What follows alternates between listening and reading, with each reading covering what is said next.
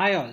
In the previous videos, we have learned about Bayes theorem and a simple way to use Bayes theorem to do machine learning. So we saw the naive Bayes algorithm in which we learned how to use Bayes theorem to do email classification into normal and spam. So there, as you remember, the most crucial simplifying assumption that we made was that the various word frequencies or the various parameter values are independent of each other, and that's why the method was called naive Bayes. Naive because it makes this simplistic assumption that the parameter values are all independent of each other. But in many problems of interest in real life, that assumption does not really hold. And if you make that assumption, you do get a decent accuracy, but that is often not good enough for practical purposes. So now we are going to slowly move into the domain where we no longer make that assumption. So we still use Bayes theorem because entire field of machine learning is actually an application of Bayes theorem. So we still use Bayes theorem but without making that assumption of independence. So now we are going to slowly move into a territory where we learn how to use Bayes theorem to make predictions in a more rigorous and robust manner without making too many simplifying assumptions. So in this video, we are going to learn the most general way of doing it, and that is called Bayesian parameter estimation. So now, before writing the general formulation of Bayesian parameter estimation, let's take a simple example of a coin toss and see how this method works over there. So let's say that there is an event A, which is that you tossed a coin n times and you got k heads out of it. So there are k heads in n coin tosses. And let's say rho is the probability of getting head in one coin toss. Now remember that this is now just a symbol that I'm using and its value is not known to us. And the whole objective of this Bayesian parameter estimation would be to find some kind of an estimate for this parameter value rho. And using that, what we are going to predict is the probability of event A prime, which is that you got a head in the n plus 1th toss. So the problem is the following. I hope it's very clear to you because it's very simple. So you took a coin without knowing what probability it has for getting a head. You toss the coin n times and you notice that you get k heads out of it. And now, using this information, your job is to estimate rho so that you can predict the probability for A prime, where A prime is that you get a head when you toss the coin for n plus 1th time. So now using the simple probability concepts that you may have learned in school, okay, you will say that probability of A prime is simply k divided by n. Okay, so that's what would be a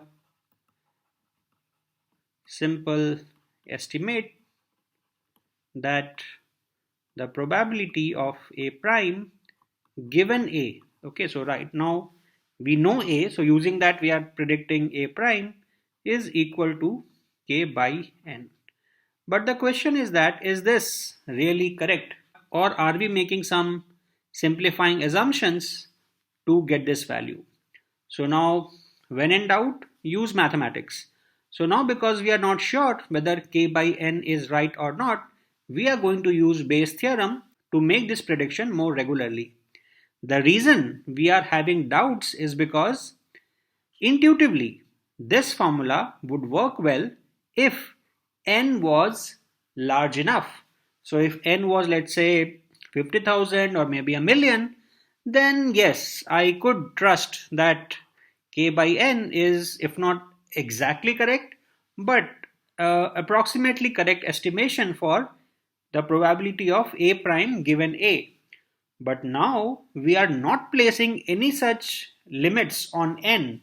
N could be even 2, n could be even 13. So now we need to make this prediction for any arbitrary value of n. And that is where we need to do it more rigorously using concepts from Bayes' theorem. Okay. So now, as I mentioned, we have no clue about what rho could be.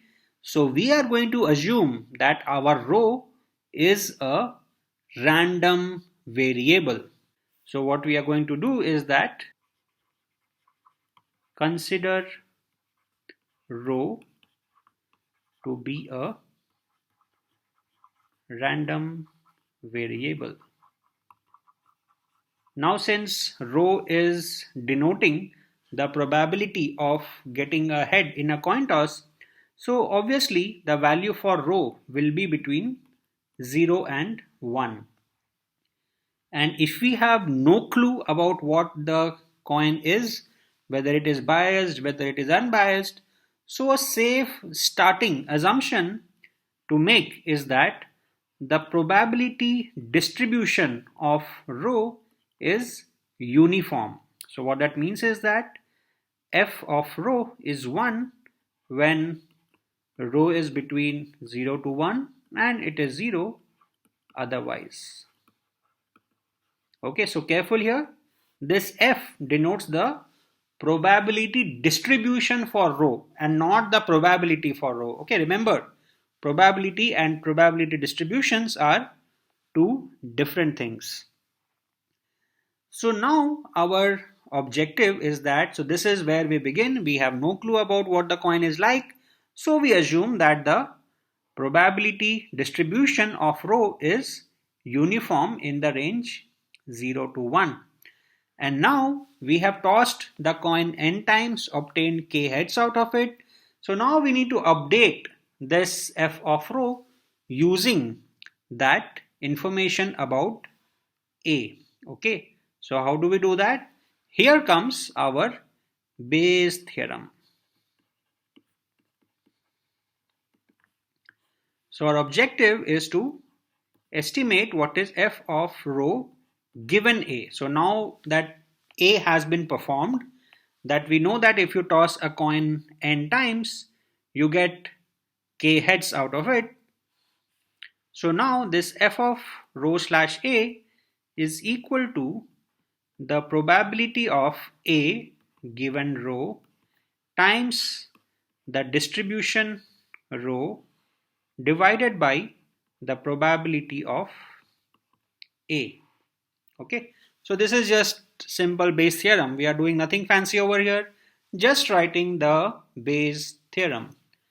So now we need to estimate this probability of a given rho, and we need to estimate this probability of a in order to do this computation. This f of rho is already given to us.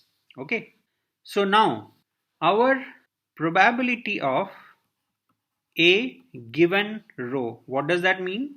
That if you know the value that rho is taking, what would be the probability for a? So that is simple from your probability that you learnt in school. This is simply equal to rho times k into 1 minus rho times n minus k, because you got heads k times. So this is the probability of getting k heads, and you need to multiply that with the probability of getting n minus k tails. So this multiplied by this gives you p of a slash rho. So now this quantity is something that we have. Now what about this? What about this P of A? P of A is simply this quantity integrated over all possible values of rho, isn't it? Because our probability of A given rho multiplied by F of rho, when you integrate over all various possibilities of rho, what is left out is just probability of A. So this can be removed, and what we can have in its place is integration of probability of A given rho times distribution of rho d rho.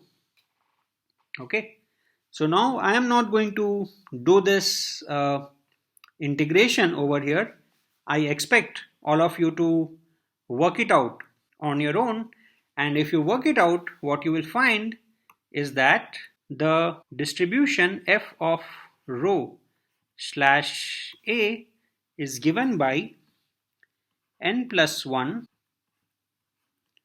factorial divided by n minus k factorial times k factorial times rho power k into 1 minus rho power n minus k. Of course, this is for rho between 0 to 1. And this distribution is the beta distribution.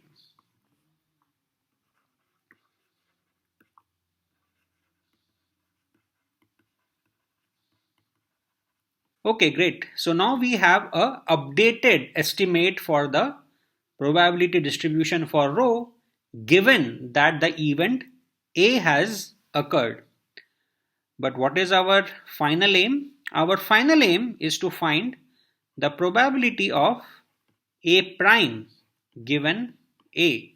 So what was A prime? A prime was the event that in the n plus 1th coin toss you must get ahead, and this we are estimating assuming that A has already occurred and we know the value of K. So now this is what we are trying to estimate, and this we are going to do through the value for rho. So how do you do that? So again, using simple concepts from probability theory, this can be written as integration probability of A prime given rho into the distribution of rho given A integrated over rho. Now rho can take values only between 0 to 1, so that is the limits that we have. Okay, so here we have done nothing fancy, we have just used a very simple concept from probability theory. So now how do we estimate this integral? That is straightforward. So this f of rho slash a, okay, that we already know is given by this expression, that is our beta distribution. But what about this quantity?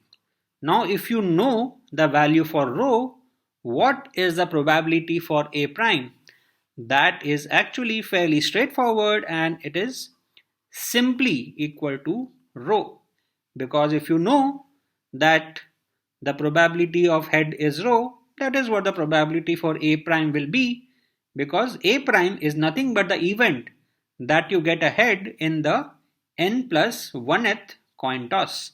Now once again, like earlier, I am not going to do the integration myself, and I would strongly recommend you to do it yourself and make sure that the result that I am going to write is indeed correct.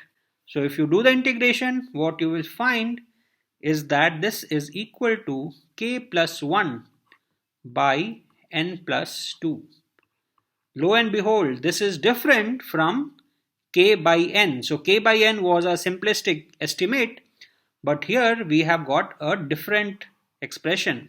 Now of course you notice that when n becomes very large, then k will also become large, usually, unless the coin is extremely biased. Now in that case, this will approximately become equal to k by n. But otherwise, when your n is small, then this estimation is different from k by n. So this expression works for any value of n because we have done this process very rigorously without making too many assumptions. So now this is the way that ideally we should solve any machine learning problem, but the issue is that computing these integrals and as doing these estimations for a general machine learning problem is extremely complicated. So this particular method that we have learned over here is what is called the Bayesian parameter estimation, because we have estimated the parameters rigorously using Bayes' theorem. But because this process is very complicated to do in general for real life machine learning problems, so what we do is that we use a simplified version of this approach. Okay, so what we do is that instead of estimating this probability distribution, what we do is that we find the value of rho which best explains the observed data. Okay, so now in the simplified approach, which we are actually going to follow for rest of the course, and which is what is done in machine learning in general, is that instead of estimating this quantity, we find the value for rho which best explains our observation A. So we are going to write it down mathematically, which will make it clear, but just to convey the idea intuitively. Okay, so now there are two different ways of doing it. One is called MLE and one is called MAP. Okay, so what we are going to do is that instead of doing the full Bayesian estimate, we just estimate the value of rho which best explains the observed data.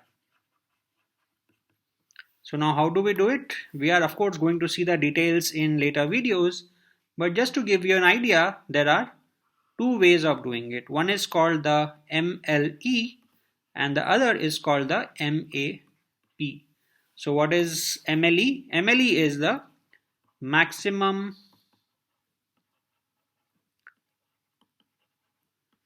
likelihood estimate. Sometimes it is also referred to just as the ML estimate, but to avoid confusion from machine learning, I am going to use MLE. And what is our MAP? MAP is maximum a posteriori estimate. So now what exactly is the difference between MLE and MAP? Again, we are going to see the details in later videos, but just to give you an intuitive understanding, in MLE, we assume that we have no prior knowledge about rho. So that is what we also used in our Bayesian parameter estimation, that we assumed our rho to have a uniform distribution, which is same as saying that we have no clue what rho could be. So that is what is called maximum likelihood estimate.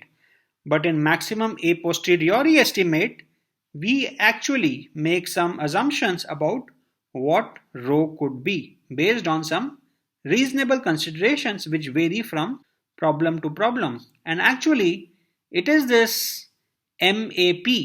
It also leads to what is called regularization, which you may have heard in some YouTube videos, but regularization is basically doing machine learning using the MAP or the maximum a posteriori estimate. And this is very, very important to prevent or to tackle the problem of overfitting. Overfitting, as you know, is when you have a high training accuracy but a low testing accuracy. And such problems can be avoided by using regularization, which is nothing but your maximum a posteriori estimate, or what is called MAP. So now let us very briefly write this down in mathematical terms, and we will see the details in later videos. So now let me introduce some notation that we are going to stick to in this course. So we basically have some training data which are tuples x comma y. So this is our training data. Our x is the input parameter, or what are called features, and this y is the output values. Now this x and y could be vectors, okay? They need not be scalars, because we could have multiple input parameters or features and multiple output values. Now that is usually the case, that instead of having a single input output, you actually have a vector of inputs and you have a vector of outputs. And there are many such samples, okay? So you actually have x1, y1, x2, y2 and so on, where each xi, yi are vectors, okay? So this is your training data using which you are going to learn the parameters of your machine learning model. Then you will have x tilde, which is your new input data, and you will have y tilde, which is your predicted output value. Okay, so just x and y represent the training data, but the new input is represented by x tilde and the predicted output is represented by y tilde. So now what is it that we are trying to do in machine learning? So in machine learning,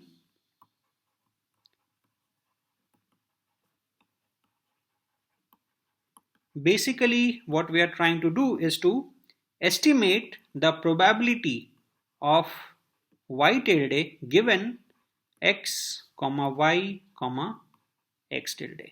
Okay, so we have the training data x comma y, using which we learn the model parameters, and then by using these new input data we predict what our new output would be. So our machine learning problem is basically to estimate the probability of y tilde given x comma y comma x tilde, and using simple concepts from probability theory we can write this as integration of the probability of y tilde given x tilde comma rho times the distribution of rho given x comma y integrated over d rho. So basically, instead of doing this prediction directly, we train a machine learning model which has parameters rho, so that we can make this prediction. So these rho values are our parameters to be trained. Okay, so these parameters rho are different from x. So x is the input and rho are the model parameters which are a part of our machine learning algorithm. So now our objective over here in machine learning is basically to find out this guy, this distribution of rho given x and y, because once we know rho, this is easy to calculate once our machine learning model is fixed. So for a given machine learning model and for a given value of rho, this is very easy to calculate. So essentially, machine learning is all about estimating this guy. So how do we do that? That is where Bayes theorem comes in.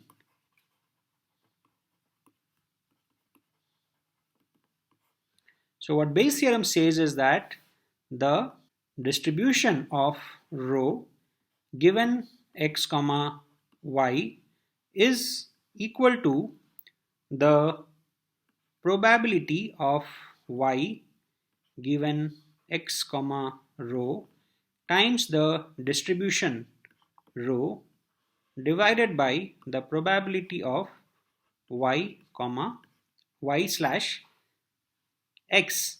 And how do you find y slash x? By integrating this guy over all rho. Okay, so we can remove this thing and write over here probability of y given x comma rho into f of rho d rho integrated over all the rho values. And this is what your Bayesian parameter estimation is all about. So this is what we just did in this video.